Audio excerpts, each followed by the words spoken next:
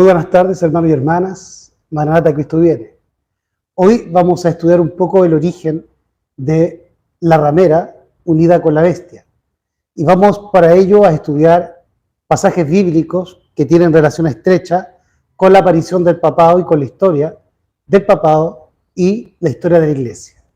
Para ello vamos a revisar el libro de Daniel en el capítulo 2 y capítulo 7. También vamos a revisar Mateo 24, las palabras de Jesús en relación a la profecía. También vamos a revisar a Segunda de Tesalonicenses capítulo 2 y por supuesto el libro de Apocalipsis en el capítulo 13 y capítulo 17. Vamos a comenzar primeramente con Segunda de Tesalonicenses capítulo 2. Este pasaje bíblico de Pablo es la base para el estudio de hoy y también algunas reseñas históricas relacionadas con la aparición del papado o el hombre de pecado. Y por ende también la aparición de la Iglesia Católica Apostólica Romana o la Gran Apostasía. Vamos a comenzar entonces con Segunda de Tesalonicenses capítulo 2. Este pasaje nos va a ayudar a entender cuál es el poder que opera sobre el anticristo o el papado. Así que vamos a comprender por qué la Escritura dice que el anticristo o el leopardo recibe su poder del dragón, es decir, de Satanás, pero también del poder civil de Roma, porque Roma también es el dragón. Si bien Satanás es el dragón, en sentido derivado lo es también el Imperio Romano. Y de ambas entidades, simbolizadas por el dragón, el papado recibió su poder, su trono y grande autoridad. Y vamos a ver que ese poder es un poder que viene de abajo, es un poder satánico, el espiritismo. Y eso es porque ha rechazado la verdad, ha rechazado el evangelio y ha decidido unirse con el paganismo. Vamos entonces a Segunda de Tesalonicenses, donde Pablo nos va a narrar la segunda venida de Cristo. Pero antes de que Cristo venga, debe aparecer la gran apostasía, el hombre de pecado, el hijo de perdición, aquel que se sienta como Dios y se opone a Dios haciéndose pasar por Dios, y es, ¿no es cierto?, el anticristo, el cuerno pequeño o el papado.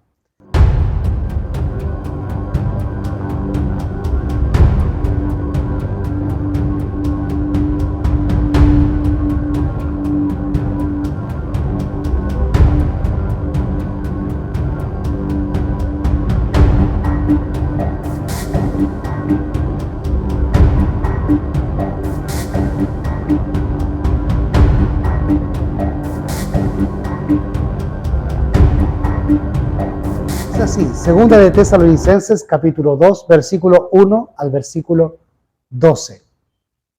Os rogamos, pues, hermanos, en cuanto a la venida de nuestro Señor Jesucristo y nuestra reunión con Él, que no seáis prestamente movidos de vuestro pensar, ni seáis conturbados ni por espíritu, ni por palabra, ni por carta como nuestra, como que el día de Cristo está cerca. Nadie os engañe en ninguna manera, porque no vendrá sin que antes venga la apostasía y se revele el hombre de pecado, el hijo de perdición, el cual se opone y se exalta contra todo lo que se llama Dios o es adorado, tanto que como Dios se sienta en el templo de Dios, haciéndose pasar por Dios. ¿No os acordáis que cuando estaba todavía con vosotros os decía esto? Y ahora vosotros sabéis lo que lo detiene para que sea revelado en su tiempo. Porque el misterio de iniquidad ya opera, solo espera hasta que sea quitado de en medio el que ahora lo detiene. Y entonces será revelado aquel inicuo, al cual el Señor matará con el espíritu de su boca y destruirá con el resplandor de su venida. Aquel inicuo, cuya venida será según la operación de Satanás, con todo poder, señales y prodigios mentirosos, y con todo engaño de iniquidad en los que perecen por cuanto no recibieron el amor de la verdad para ser salvos. Y por esta causa, Dios les envía un poder engañoso para que crean la mentira, para que sean condenados todos los que no creyeron a la verdad, antes se complacieron en la injusticia, en el pecado, en el error, en la mentira, en el falso evangelio, en el vino de Babilonia. Entonces aquí se nos aclara que antes de que Cristo venga, debe haber una apostasía general de la iglesia. Esa apostasía en la Biblia se le llama la prevaricación asoladora, que va de la mano con el continuo paganismo. El paganismo es la continua invasión de la religión pagana dentro de la iglesia cristiana, lo que lo lleva a apostatarse y finalmente a ser destruida por los adversarios del pueblo de Dios. Así que siempre vamos a encontrar al paganismo o al continuo paganismo infiltrando a la iglesia o al pueblo de Dios y produciendo por ende, la prevaricación o la abominación desoladora, que pone fin a la relación entre Dios y su pueblo, no si el pueblo se arrepiente y abandona el pecado de la apostasía. Ahora, el principio de la apostasía está aquí y se está aludiendo a la figura del papado. Aquí se nos dice que es aquel hijo de perdición, el hombre de pecado, que enseña al pueblo a pecar, a violar la ley. Es por eso que es un prevaricador. El gran prevaricador es el papado, porque sabiendo de la ley, prevarica contra ella. Perfecto. El anticristo papal, por lo tanto, es el gran prevaricador. Es aquel que viola la ley con conocimiento de ley. Así también lo hace Lucifer. Por lo tanto, la prevaricación es parte del carácter de Lucifer. Es parte de la marca a la bestia, la violación a la ley. Y de esa forma nosotros podemos entender cuál es la marca de Dios y cuál es el sello de Dios. El carácter de ambas personas. O sea, si una persona es obediente, tiene el carácter de Cristo. He aquí yo vengo. En el rollo del libro está escrito de mí: el hacer tu voluntad me ha agradado y tu ley está en medio de mi corazón, dice la Escritura. Pero, si yo no guardo los mandamientos, entonces tengo un problema. Tengo el carácter de Lucifer y voy a recibir su marca. Según 1 de Juan, capítulo 3, él es el primer violador de la ley, el primer asesino. Y todos aquellos que violan la ley o pecan, tienen el mismo carácter de Lucifer y de Caín. Recordando que Caín fue el primer ser humano que recibe una marca, que esa marca reflejaba su carácter rebelde, violador o prevaricador en contra de la ley. Así que este hombre que se levanta como Dios, haciéndose pasar por Dios, ocupando el lugar de Dios para oponérsele, es el anticristo. Y ese es el carácter de todo anticristo. Se niega al evangelio que Dios ha revelado, pero se sienta en nuestros templos, se hace pasar por cristiano para oponerse desde adentro contra el evangelio revelado por Dios y contra su pueblo. Ese es el anticristo, que se hace pasar por Cristo, pero que se opone a Cristo, haciéndose pasar por él.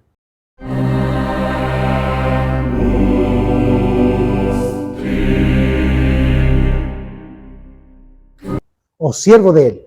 Muchos dicen predicar el evangelio, pero a través de sus falsas enseñanzas contradicen y se oponen al evangelio que dicen creer o predicar. Son anticristos. No creer en los reformadores, no creer en los profetas o como Dios nos reveló las cosas a través de los profetas. Y utilizar la teología para destruir lo que Dios nos ha revelado por el Espíritu Santo a través de los profetas, eso es el espíritu del anticristo. Y eso es tener un espíritu de error. Eso es ser parte del espíritu de iniquidad. Eso es ser parte del gran anticristo, de la gran Babilonia. Ahora bien, en la Biblia se nos menciona lo que es apostasía. Y ello está relacionado con la aparición de los anticristos. Para ello revisemos 1 de Juan, capítulo 2, versículo 18 en adelante. Dice 1 de Juan, capítulo 2, versículo 18 en adelante. Hijitos, ya es el último tiempo, y como vosotros habéis oído que el anticristo ha de venir, así también al presente hay muchos anticristos, por lo cual sabemos que es el último tiempo. Salieron de nosotros, tuvieron su origen con nosotros. Esa palabra salir tiene que ver con origen. Es la misma palabra que se utiliza en Miqueas 5:2 para referirse a las salidas, a que Cristo tuvo origen en los días de la eternidad. Y sus salidas, sus orígenes. quiere decir que el anticristo tuvo un origen dentro de la iglesia cristiana. Dice, salieron de nosotros, pero no eran de nosotros, porque si hubiesen sido de nosotros, habrían permanecido con nosotros, pero salieron para que se manifestase que no todos son de nosotros. Verso 20, mas vosotros tenéis la unción del Santo y conocéis todas las cosas. Si me amáis, guardad mis mandamientos, y yo rogaré al Padre y os dará el Consolador, el Espíritu Santo. Juan 14, 15, 16, 17. Por lo tanto, la condición para tener el Espíritu Santo, la presencia de Cristo en nosotros, es guardar sus mandamientos y amar a Dios. Por lo tanto, cuando dice en 1 de Juan 2:20 que nosotros tenemos la unción y no tenemos la necesidad de que nadie nos enseñe, quiere decir que guardamos los mandamientos en contrariedad o en contraposición a los anticristos que salieron de nosotros, que no han permanecido en el Evangelio. Salieron de nosotros, pero no han permanecido con nosotros en el Evangelio, en la obediencia a los mandamientos. Están dentro del templo, se hacen pasar por Cristo, pero se oponen a la ley, se oponen al Evangelio y se oponen a Cristo haciéndose pasar por Cristo. Verso 21. No os he escrito porque ignoréis la verdad, sino porque la conocéis y porque ninguna mentira es de la verdad. Veíamos que en 2 de Tesalonicenses, el pecado de los anticristos y de aquellos que iban a caer bajo el poder del anticristo es rechazar la verdad. Y es por esa razón que Dios les envía un poder engañoso, porque han rechazado la verdad. ¿Y qué es la verdad? Tu ley es verdad, tus mandamientos son verdad, el Evangelio, la palabra es verdad, Cristo es la verdad, el Padre es la verdad y el Espíritu es el Espíritu de la verdad. Y todo ello conforme al gran Evangelio, el mensaje de los 3 ángeles. Rechazar algún punto de esa verdad es rechazar la verdad y por ende es recibir por ello el espíritu de error, el espíritu del anticristo, el espiritismo, que tiene una característica muy notable, sentimentalismo enfermizo. En cada iglesia donde se exacerbe los sentimientos o el sentimentalismo y te hagan llorar, déjame decirte que estás bajo el poder del espiritismo, no del Espíritu Santo. Ahora, vamos entonces a entender lo que Juan nos quiere decir referente al anticristo. Dice, no os he escrito, versículo 21 de 1 de Juan 2, no os he escrito porque ignoréis la verdad, sino porque la conocéis, y porque ninguna mentira es de la verdad. ¿Quién es mentiroso, sino el que niega que Jesús es el Cristo? Este es el anticristo que niega al Padre y al Hijo. Otra característica del anticristo, rechaza la verdad y niega al Padre y al Hijo. Por lo tanto, niega la verdad de que solamente existe un Dios único y verdadero y eterno y un Señor que es Jesucristo. Niega la verdad de 1 de Corintios capítulo 8, versículo 6. Niega la verdad del Padre y del Hijo, para inventar una Trinidad falsa y agregarle un tercer Dios que no existe en la Biblia. ¿Quién es mentiroso sino el que niega que Jesús es el Cristo? Este es anticristo que niega al Padre y al Hijo. Todo aquel que niega al Hijo tampoco tiene al Padre. El que confiesa al Hijo tiene también al Padre. Lo que habéis oído desde el principio, permanezca pues en vosotros. ¿Qué es apostasía? Apartarse de lo que se te enseñó al principio. Apartarse de lo que se oyó en el principio. Por eso Juan nos dice en el verso 24 de 1 de Juan 2, lo que habéis oído desde el principio, permanezca pues en vosotros. Si lo que oísteis desde el principio permaneciera en vosotros, también vosotros permaneceréis en el Hijo y en el Padre. Y esta es la promesa que Él nos hizo, la vida eterna. Os he escrito esto acerca de los que os engañan, pero la unción que vosotros habéis recibido de Él permanece en vosotros. Y no tenéis necesidad de que alguien os enseñe, sino como la unción misma os enseña acerca de todas las cosas, y es verdadera, y no es mentira, y así como os ha enseñado, vosotros permaneceréis en Él. ¿Por qué no permanecieron con nosotros los anticristos? Porque no permanecieron en la palabra que nos fue dada al comienzo.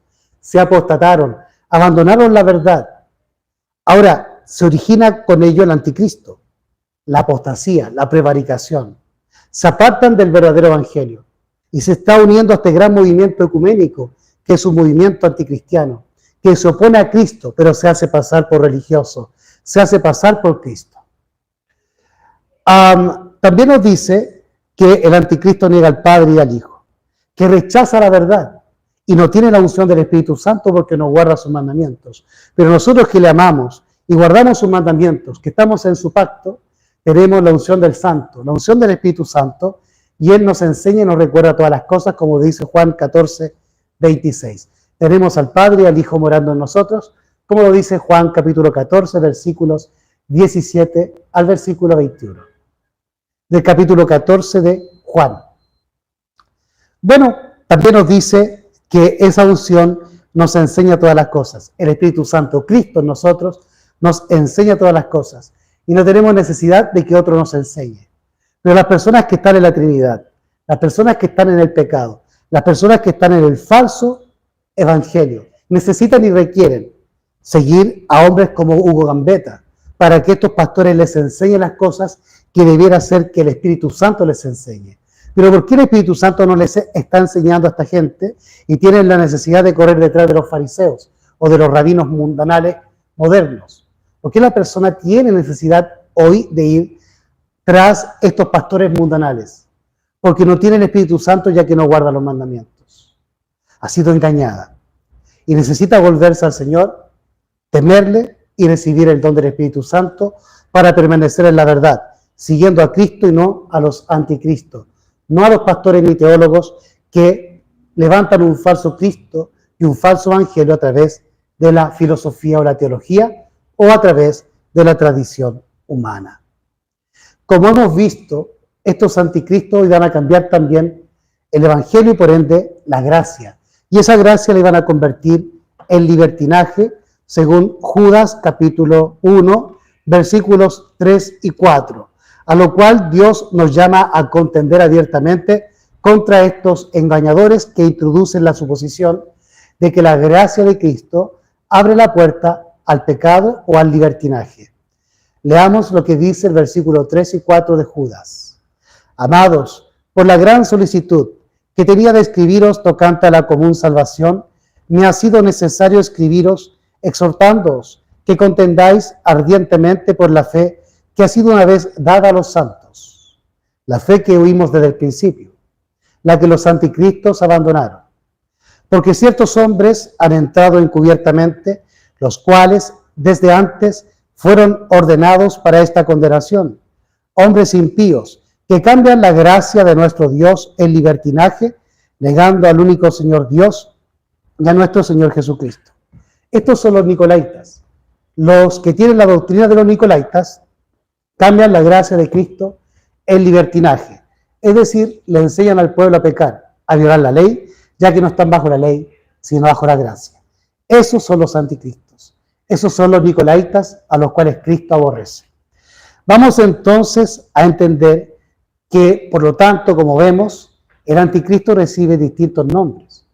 Comenzando por anticristo, como se menciona en 1 de Juan capítulo 2, pero también el inicuo o el hombre de pecado, el que se opone a Dios, en 2 de Tesalonicenses 2, o los nicolaitas, los que cambian la gracia al libertinaje, como lo encontramos también en el libro de Judas, versos 3 y 4, y en Apocalipsis, puntualmente en el capítulo 2. Pero también lo encontramos en Daniel capítulo 2, en el símbolo del barro cocido de alfarero unido al hierro. Esto debido a que el barro y el alfarero es el pueblo de Dios y Dios respectivamente. Para ello podemos revisar Jeremías capítulo 18, versículo 6.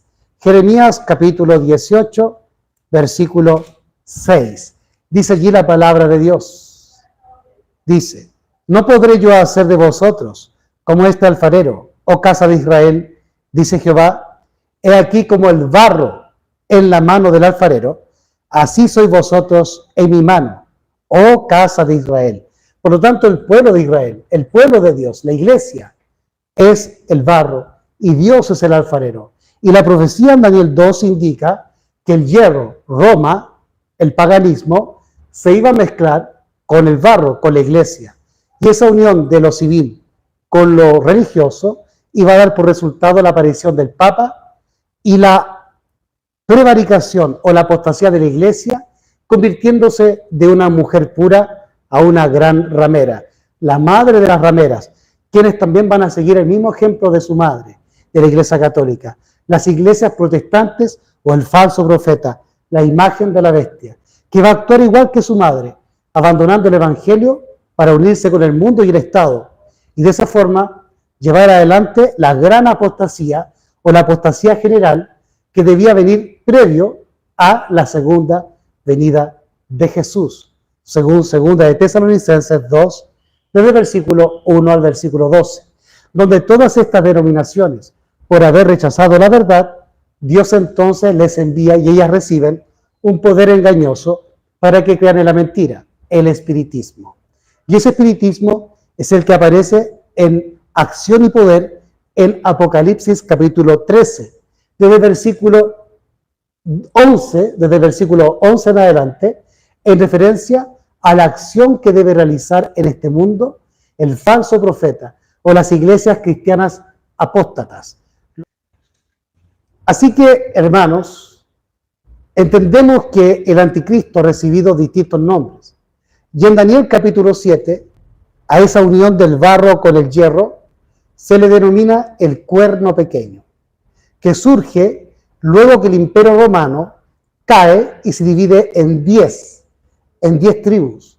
Cuando el imperio romano cae por injerencia de 10 tribus bárbaras: los érulos, los vándalos, los ostrogodos, los visigodos, los francos, los érulos, los suevos, los burgundios, etc. Eran 10 tribus. 10 tribus que provenían de las zonas de Escandinavia.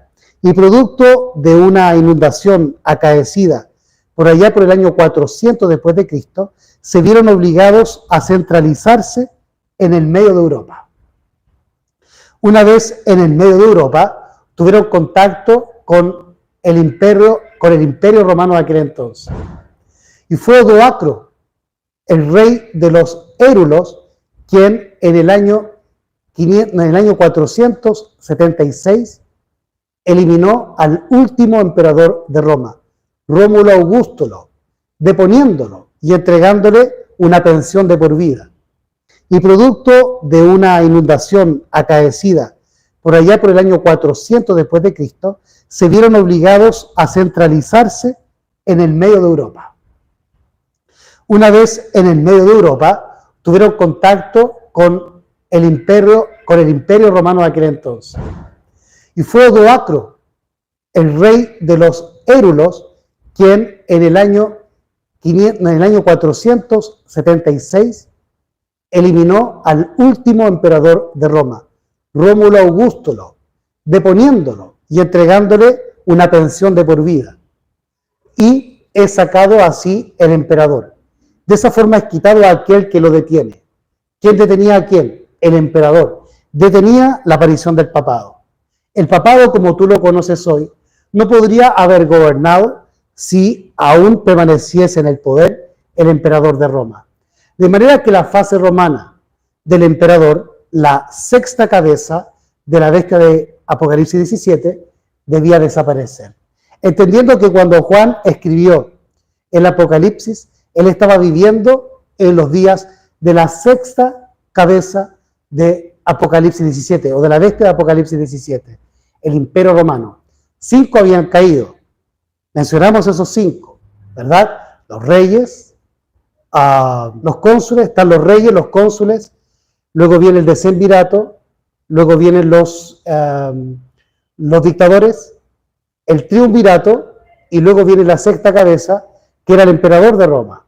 Y la séptima cabeza son las 10 tribus bárbaras, que reciben por una hora poder para gobernar sobre Roma, conjuntamente con la bestia, es decir, con el papado, con la ramera. La ramera forma la bestia uniéndose con la bestia es el imperio romano, pero la mujer que monta y lleva a la ramera es la iglesia cristiana. Y al montarse esta iglesia sobre la bestia, sobre el dragón, se forma el papado, por ende el hombre de pecado. El hombre de pecado, el papado, es el resultado de la unión de la iglesia y el Estado. Así también el domingo es el resultado de la apostasía de la Iglesia y de la unión de esta con el paganismo romano y con la religión del Imperio Romano pagano. Así llegamos entonces al conocimiento de la ley dominical o la marca de la bestia. La marca de la bestia es el papado. El papado es la bestia. Más bien, no tenía que salir aquel que lo detenía, el emperador romano, para que ahora Roma sea gobernada no por el emperador, sino por un heredero de este, el papa. Pero entre el emperador romano y el papa hay un eslabón que no es romano, pero que gobierna Roma en un breve tiempo, unos 15 a 20 años. Teodorico, el rey de los ostrogodos. Él es aquel que por injerencia de los emperadores de Bizancio o de Roma de Oriente, desde el emperador Zenón hasta Justiniano, Teodorico y los descendientes de Teodorico tuvieron la preeminencia para gobernar esa zona. Pero puntualmente Teodorico. No cumplieron con la funcionalidad de someterse a Roma, sus descendientes, por ende, fueron eliminados por Justiniano.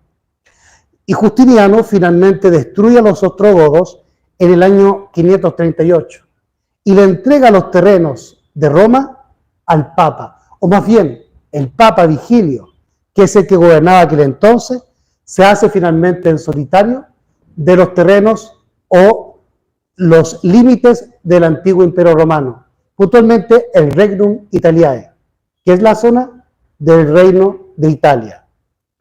Y ese reino es lo que gobernó el papado, primeramente con Teodorico, el rey de los ostrogodos, uno de los cuernos, y finalmente, desde el año 538, comenzó a gobernar solo, debido a que Justiniano I el Grande los deja solo gobernando.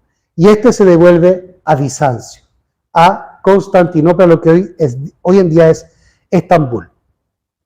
Así que tenemos, a modo de resumen, que el anticristo, además de llamarse el anticristo, se le llama cuerno pequeño, el barro unido al hierro, primeramente el barro unido con el hierro, el cuerno pequeño, el hombre de pecado, ¿verdad? La gran apostasía y el anticristo.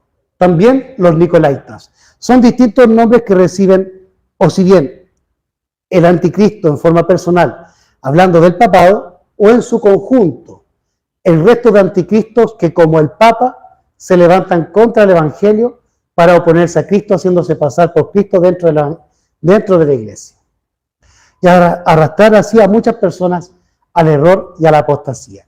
Ahora le vamos a mostrar lo que la BBC de Londres le indica en cuanto a quién cambió el día de reposo, si fue Dios o el falso emperador Constantino, el falso cristiano, el emperador Constantino.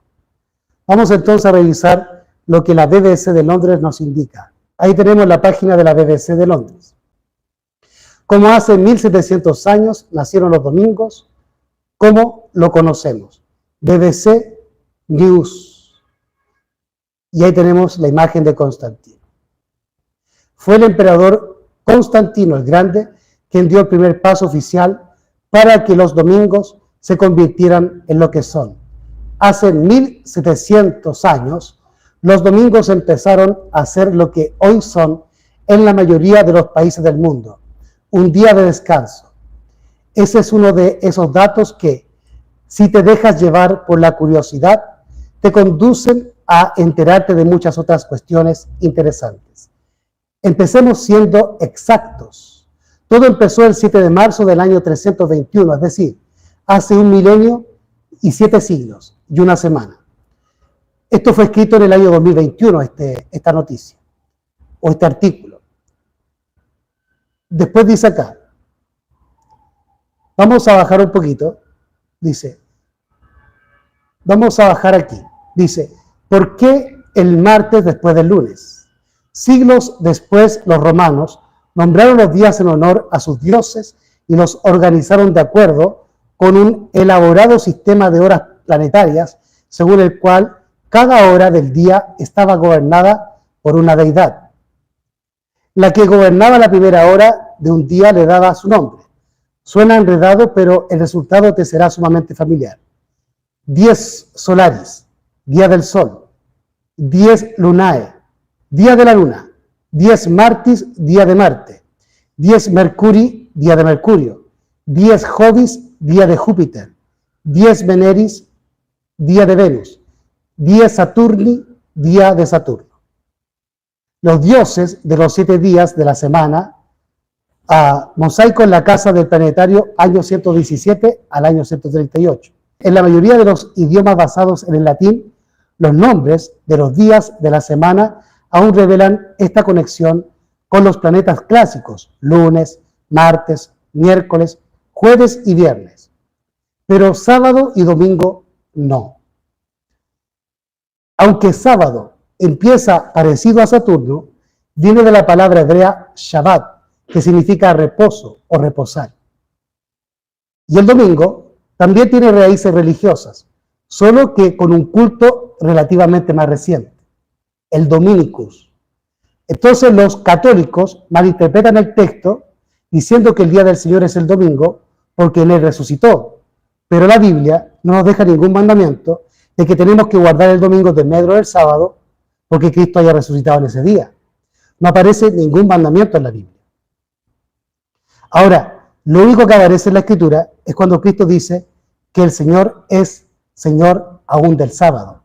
Por lo tanto, el día del Señor es el sábado. El verdadero Dominicus debiera ser el sábado y no el primer día de la semana o el día del sol. Vamos a ver cómo es que es introducido a través de un edicto legal o de una ley el domingo en los primeros días del cristianismo por allá por el año 321 después de Cristo. Un descanso.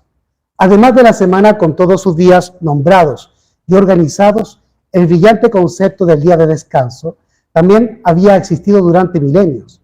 Y los primeros en adoptar la estructura de la semana de 7 días, con uno de descanso, probablemente fueron los judíos. Solo que ese día era el sábado.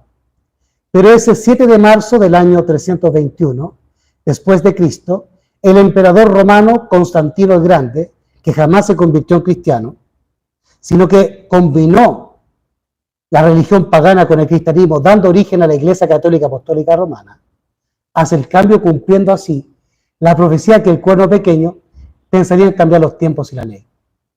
Por eso digo que el cuerno pequeño en un momento de la historia fueron los emperadores de Roma, pero ya cristianizados, porque para entonces aún el obispo, el papa, no había recibido el poder, porque aún no había sido quitado el que aún lo detenía, según 2 de Tesalonicenses 2. Dice, pero ese 7 de marzo del año 321, el emperador romano Constantino el Grande emitió un edicto declarando que el domingo tenía que ser el día de descanso. En el venerable día del sol, que los magistrados y las personas que residan en las ciudades descansen y que todos los talleres cierren. Esto es parte del edicto que emite Constantino para obligar a los cristianos a abandonar el sábado bíblico para someterse a los dictámenes de la religión pagana de Roma y guardar el día del sol, el día de Mitra. En el venerable día del sol, que los magistrados y las personas que residan en las ciudades descansen y que todos los talleres cierren. En el campo, sin embargo, que la gente que se ocupa de la agricultura pueda libre y legalmente continuar con sus tareas, porque a menudo sucede que otro día no es adecuado para la siembra del grano o la plantación de viñas, no sea que por descuidar el momento propicio para tales operaciones, la liberalidad del cielo se pierda. Como todos los políticos exitosos, Constantino era un maestro de la ambigüedad y su edicto mantenía un delicado equilibrio entre los principios religiosos y el pragmatismo económico. Si bien hoy Se le recuerda como el primer emperador cristiano. Estaba también asociado con el culto del sol invicto, que aparecía hasta en sus monedas. Y aquí tenemos al sol invictus, el sol no conquistado. Elegir el domingo como día de descanso tenía mucho sentido políticamente. Aunque nominalmente era un día de trabajo, ya había cristianos en todo el imperio que dedicaban el domingo al culto religioso, aunque los que vivían en Roma o Alejandría tendían a preferir el sábado o el Shabbat judío.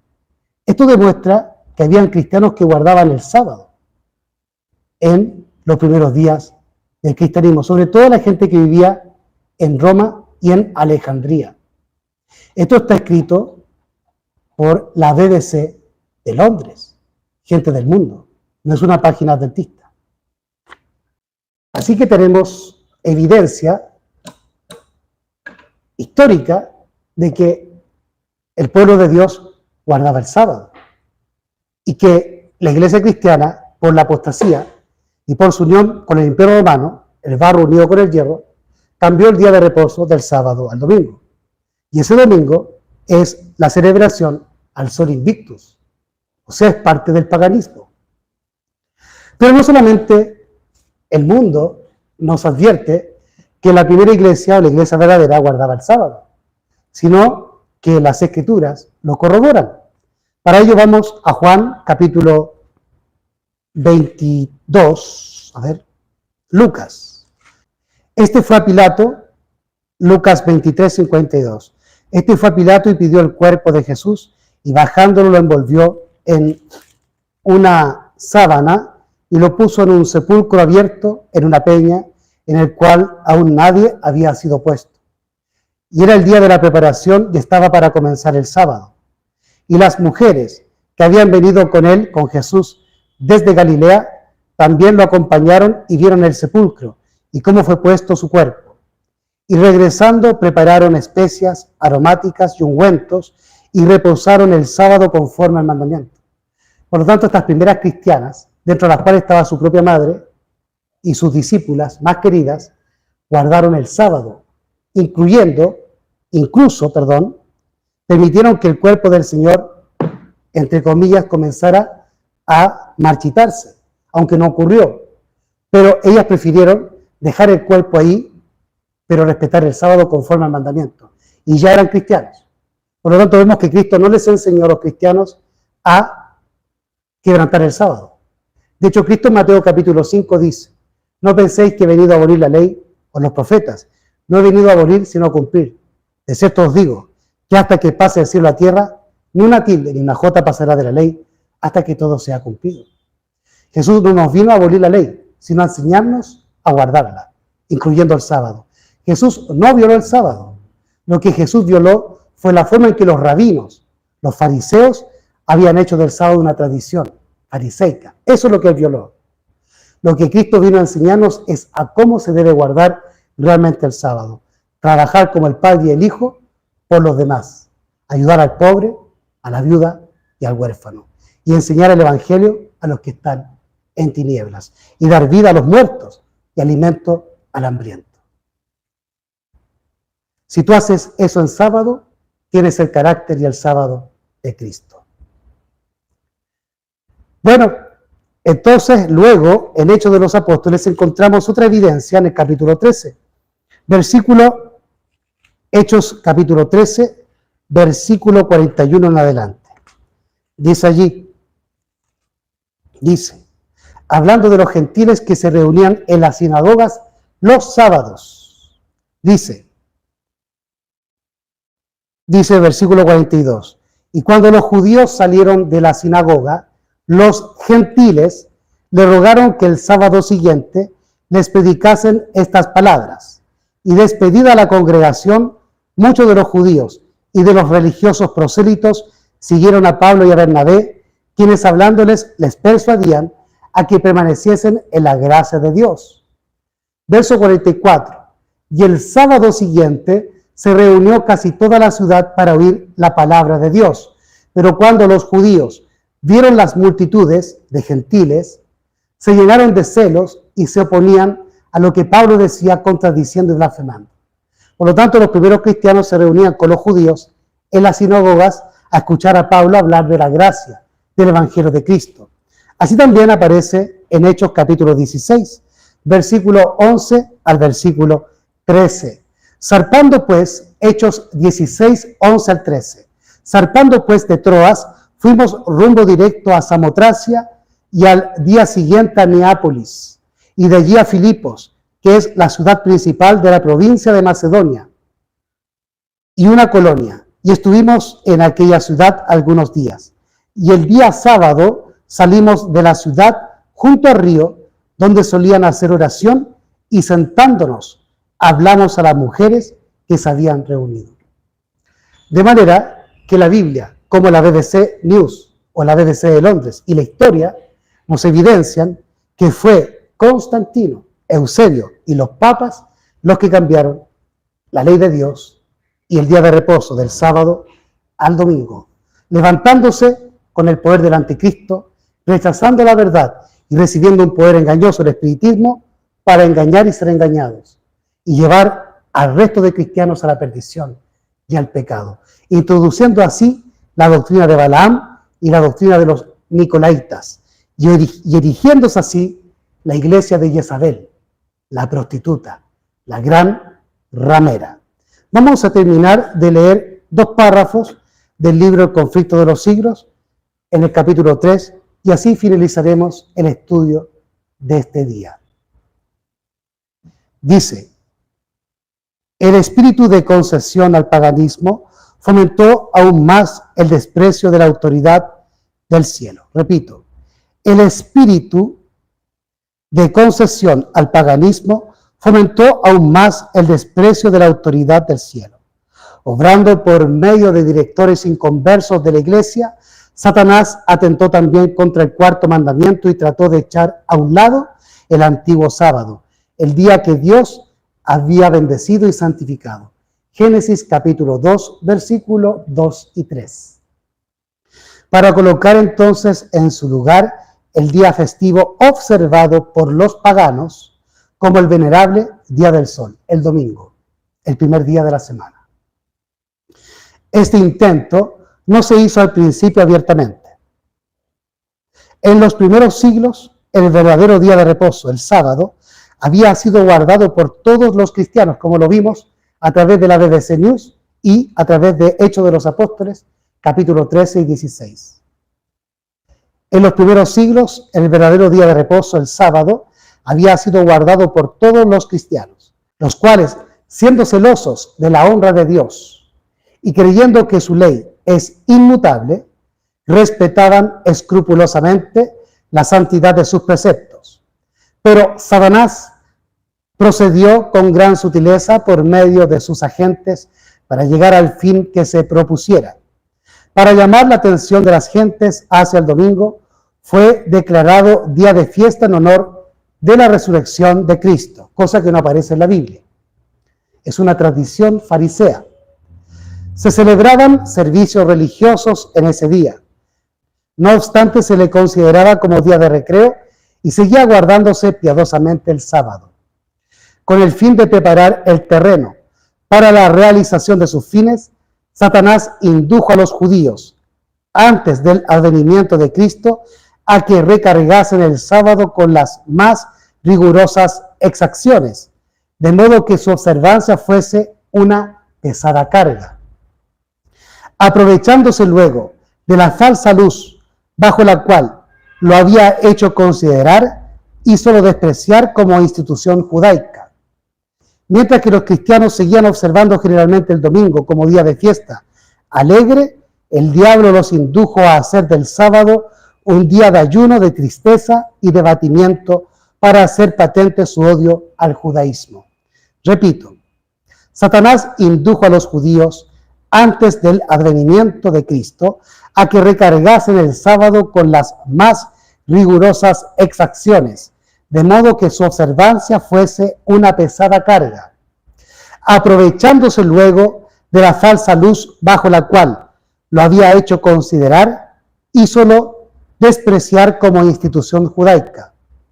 Mientras que los cristianos seguían observando generalmente el domingo como día de fiesta alegre, el diablo los indujo a hacer del sábado un día de ayuno, de tristeza y de abatimiento para hacer patente su odio al judaísmo. Y ese odio hacia el judaísmo, los cristianos lo siguen mostrando a través de los teólogos griegos, que odian todo lo que tenga atisbo o huela a hebreo, a bíblico. Porque lo que hicieron con el cristianismo fue la helenización o paganización del cristianismo. Es por eso que existe un libro católico que se llama ¿Debemos deshelenizar el cristianismo? Porque se ha impuesto una cultura pagana por sobre la cultura judía de la Biblia. No se confundan mis palabras con un llamado a judaizar o a vestirse como judío, sino más bien a respetar la cultura que Dios nos ha revelado como pueblo en la Biblia. Y lo que se ha impuesto hoy en día es una cultura pagana, babilonia, una cultura griega y romana. Y eso es lo que hoy es el cristianismo, una mezclura entre el paganismo y el cristianismo.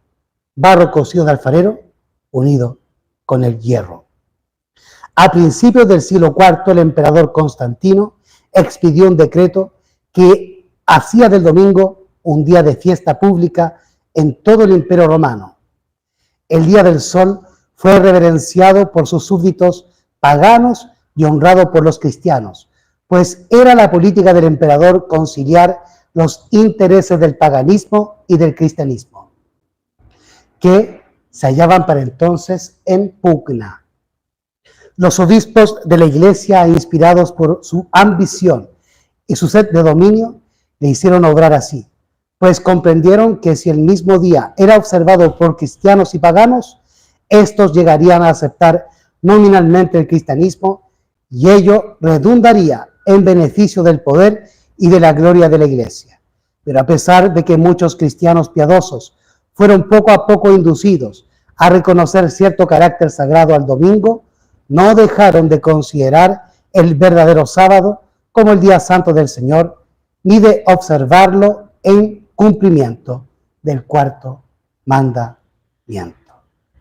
La condición en que el mundo se encontraba bajo el poder romano, en la Edad Media, en el oscurantismo, resultaba ser el cumplimiento espantoso e impresionante de las palabras del profeta Oseas.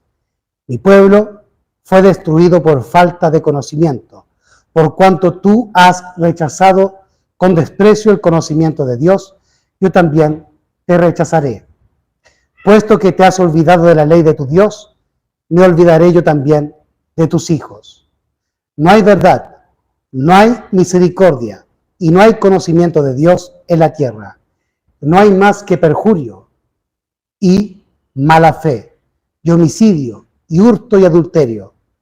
Rompen por todo, y un charco de sangre toca a otro. Oseas capítulo 4, versículos 6 y 1 y 2. Tales fueron los resultados de haber desterrado la palabra de Dios y haber cambiado su ley. Resultado, el paganismo introducido en la iglesia cristiana. Y eso mismo ha acaecido continuamente con todas las iglesias que por unirse al Estado abandonan el Evangelio para ser más populares y llenar las arcas con diezmos y no con almas salvas. Hermanos, salid de ella, pueblo mío. Cristo está muy pronto a venir. Guardemos sus mandamientos, leamos la Escritura, guardemos sus mandamientos y recibamos el Espíritu Santo.